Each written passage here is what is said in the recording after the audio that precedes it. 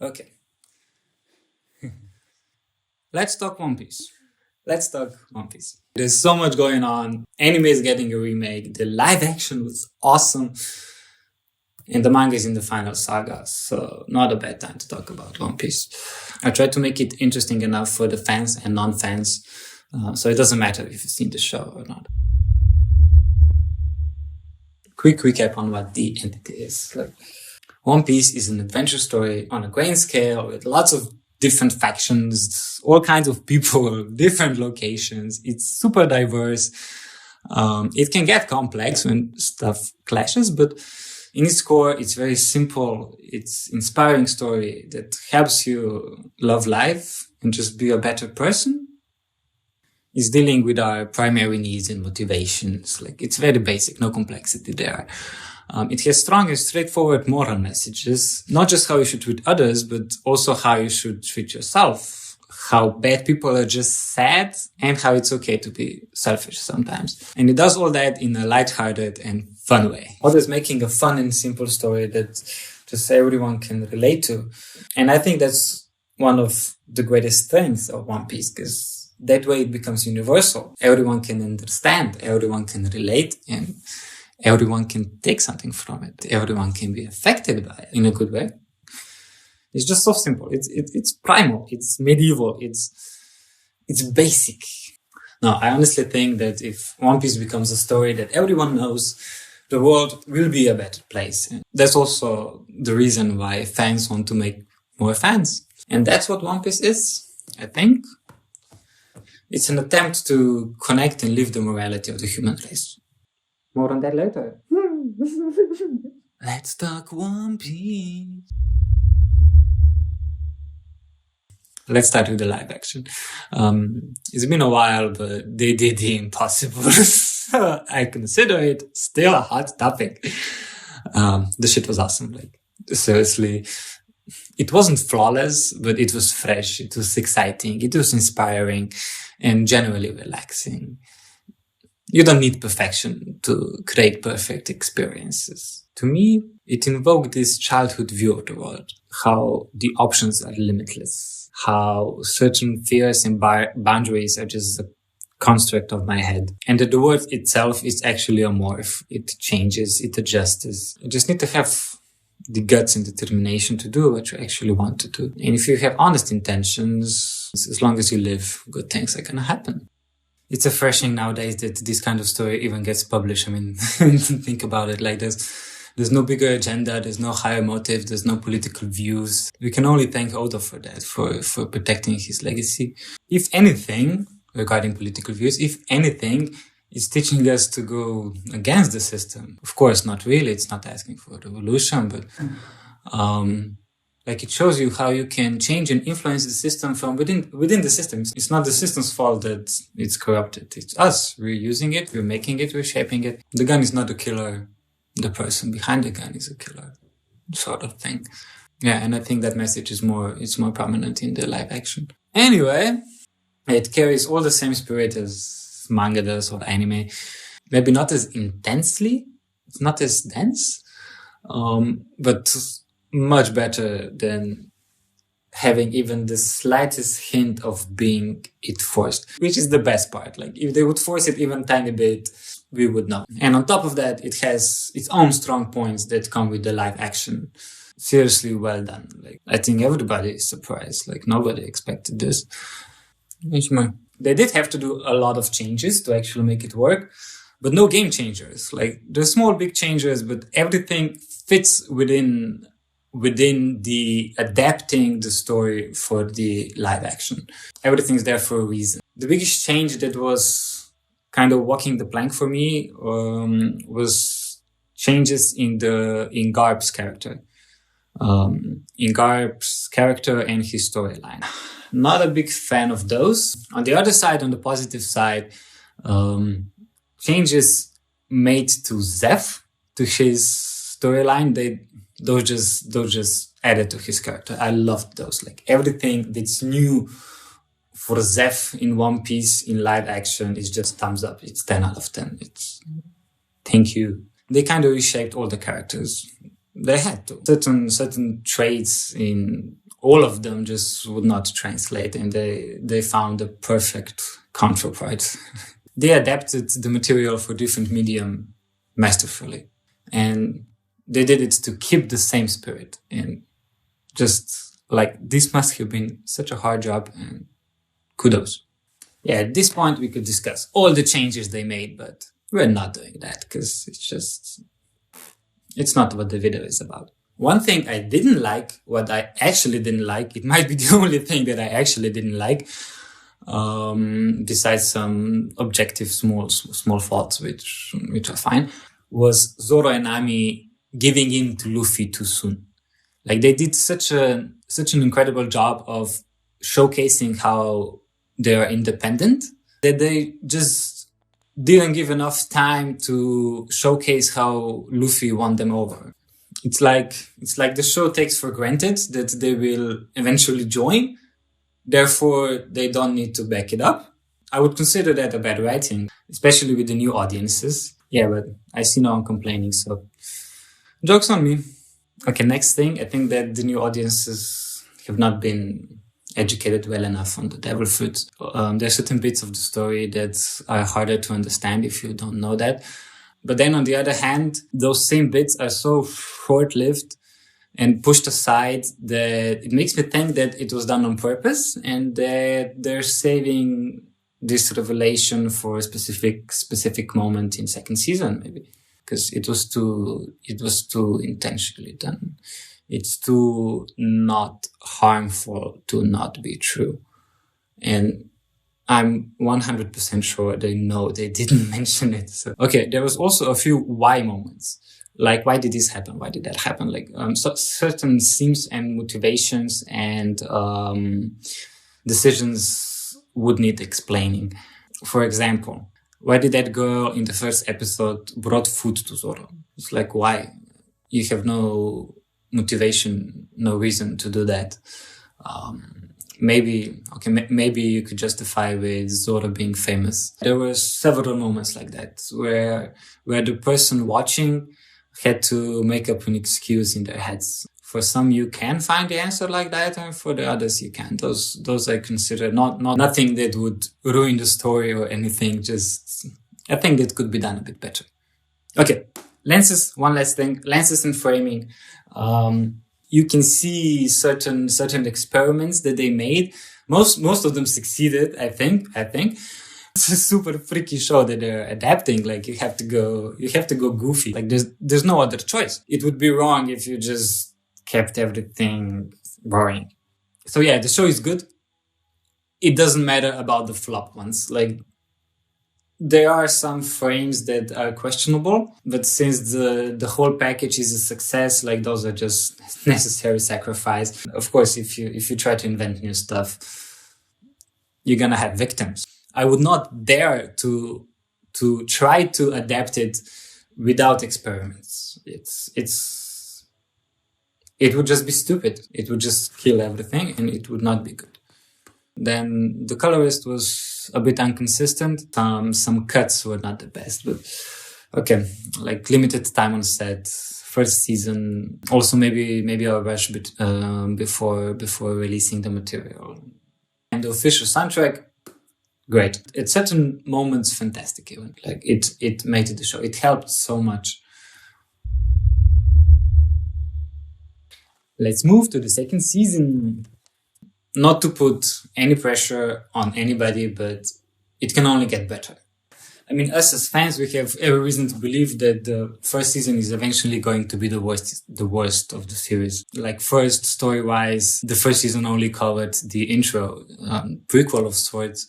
The actual story only kicks off in the second season when they cross the reverse mountain. It's going to be first or the second episode. And after that, the story only gets better. It keeps getting better. And the production part, like, as stated before, they did incredible job with season 1. And it seems mean to expect even more going forward, but no. If the inner relations within the production team stay healthy and truthful, the show can only get better. Also, now when the first season is out and successful, maybe we can expect more money from the investors. So, What else in season 2? There's not much to say. There's not much out there. You can check out the new cast. I expect 10 episodes that will cover the events till the end of Alabasta Saga.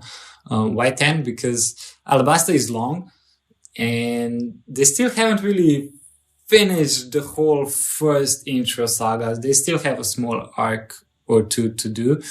They might skip it, but I don't think so. I think they're gonna include them in the first or maybe second episode of the second season. Then you have to cover the whole Alabasta Saga. So I'm pretty sure they have to have 10 episodes, because how are you going to fit all that in 8? It just sounds detrimental.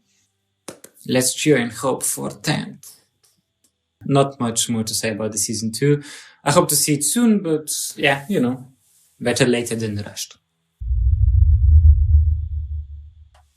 Manga. Let's talk about manga. Yeah, let's talk about the source material a bit. It's been releasing forever now. We're currently in the middle, not in the middle. We're currently at the beginning of the final saga. And more precisely, it's probably a finale of the first arc. I did not dress myself properly.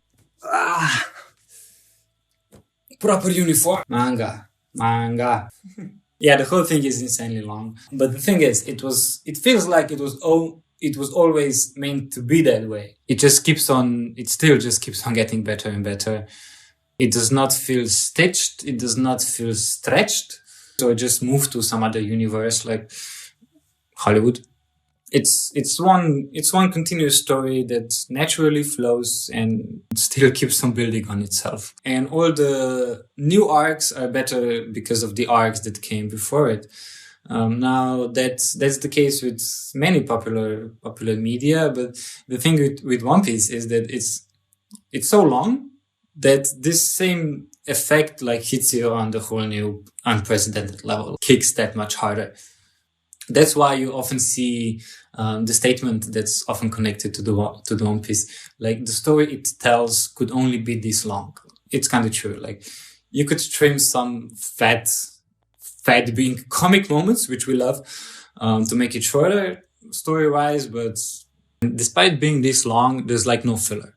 There's no episodes or events that are just there to be there. Oda does not do that. They all serve purpose. They're all interconnected.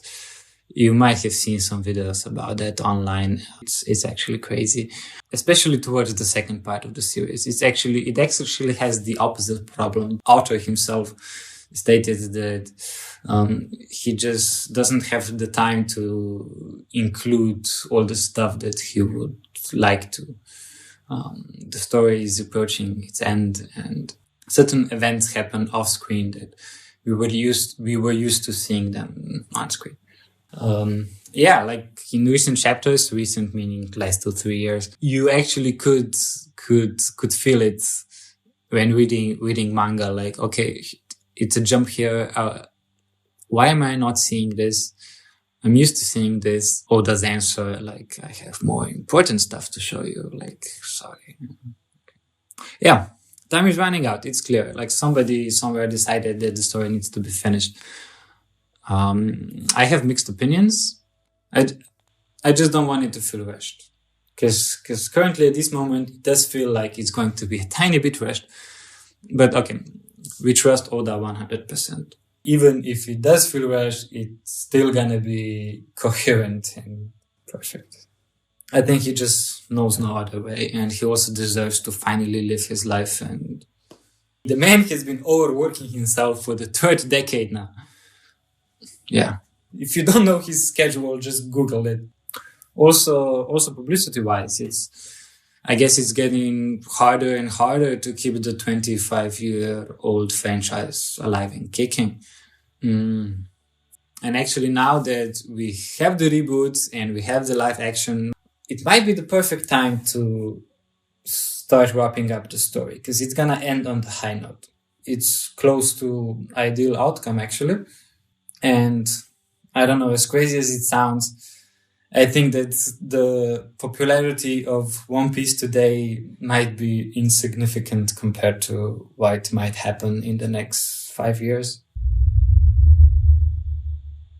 Anime. Okay. Let's move up to the anime adaptation of the manga. And this one has filler. It has a lot of filler and it's not good. So it's integrated in the story in a way that you almost don't notice it, but it messes up the pace of the whole thing. And it also constantly produces these small plot holes that are just not part of One Piece.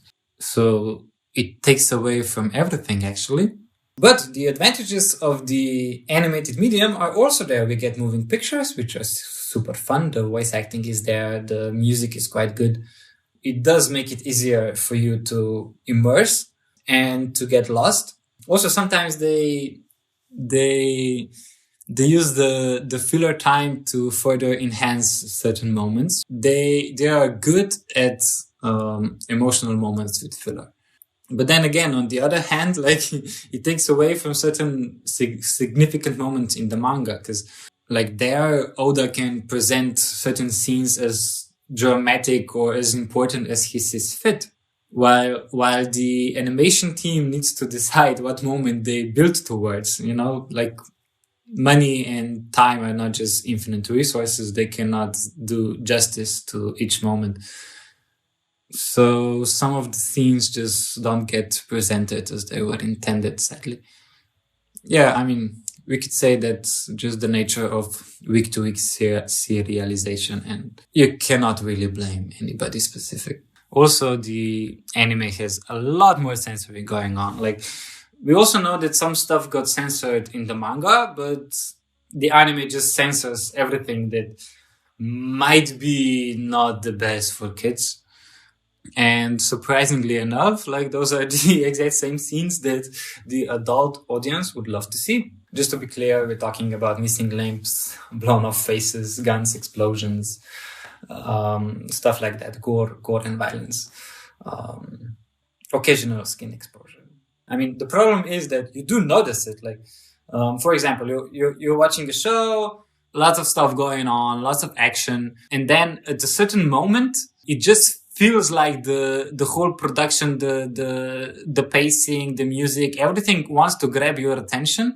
But the thing that actually happened on screen is the same thing that happened a few moments before without all the extra layers of drama. So it just feels like something's wrong, something's missing. And yeah, then you Google it, you make your research and you find out that they just didn't draw it. Like it was just empty drama. I don't know, he should be without his hands, but their hands are still there. So there's all the music there, like, lost hands, but the hands are there. It's just stupid. It's not good. He still has a face. Half of the face should be missing. No, not good. Now there's more scenes like that, quite a lot actually, but the good thing is that this drama gets overtaken by another drama, like, minutes later, and you just forget about it. So it's not such a big deal. Manga has no doubt better pacing and less prominent plot holes, if any. Just for your reference on how long it takes to catch up, I watched the anime when I was 20 years old. There was around 600 episodes at the time. It took me 2 months and a week, maybe a week and a half. I was trying my best not to watch it all the time, but it still felt like it was the only thing I was doing.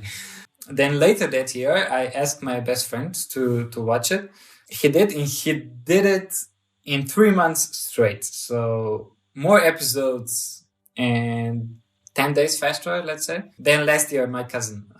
Last year, so 1,000 episodes out. He's seen it in like 10 weeks, something like that. Yeah, 10 weeks. He said, I watched One Piece. And I said, okay, how long did it take you? He said, 10 weeks. What were you doing? What were you doing? I do remember how I felt when I watched it. So, okay, I can understand him. Like, the world came to a complete stop. Like, I could not care less about what was happening around me. Like, even when I was not watching the series, the head was circulating the events of the series. I did try to distract myself with other stuff. It just didn't work. I still remained sane enough to complete all the university obligations, but that's pretty much it. I was I was eating, sleeping, going to the uni and watching One Piece. Like the only thing I was capable of doing was the university because it was, hardcore obligation. It just consumed me completely. When I ran out of episodes, it felt like switching dimensions practically. Returning back to the same place, but 3 months later, just skipping time. Yeah, and looking back now, I put it in the same category as the student exchange program, or that one time that I actually had the luxury of affording myself 3 months of seaside vacation. Brains off, coming back a different person. So even if part of my brain sometimes think that it was wasted time, it was not. It was such a strong experience that shaped me internally, and I believe that in a very good direction. So it was totally worth it. Time could not be better spent, actually. And if you decide to read it, it will take less than half the time. Every once in a while, people come and they ask me like, hey, I'm interested in One Piece. Where should I start? I'm not maybe ready to go full on 1,000 episodes. Can you just advise me something else? And it's a tough question, actually, because obviously manga is the clear answer, but not everybody wants to read. Actually, most of those people just want to sit on their couch and watch TV. Now the live action actually helps a lot. There's been a lot of people that I recommended just go see live action. If you like live action, go watch the series.